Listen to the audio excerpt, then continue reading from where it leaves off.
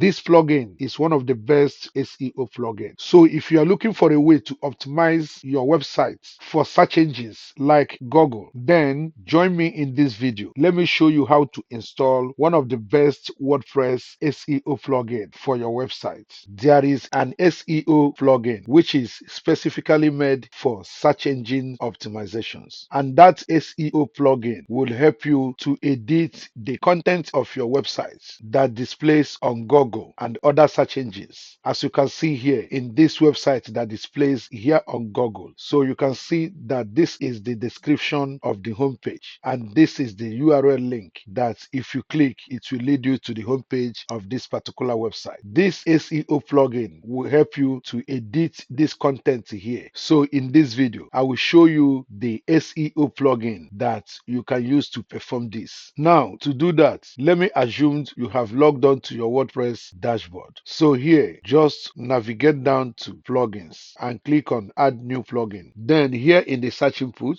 search for SEO plugins. Then you will now be presented with hundreds of SEO plugins, but I will recommend you go with Yoast SEO. Formerly, some years back, this all-in-one SEO was the best everyone is rushing into. But since Yoast SEO came out, it made web page optimizations easier. So for that, come over here and click on install now on Yoast SEO. Now, after installation, click on activate. So now, as you are done activating it, you will see this. You've successfully installed Yoast SEO. So now, as you see, it says for the best ranking results, configure Yoast SEO. So now here on your home page, as we are using an e-commerce website for an example. So let's say on your website, then you click on any products to go to the single page of that particular product. So here now on the single product page, if you come up here now and click on edit products. So here, and because you have installed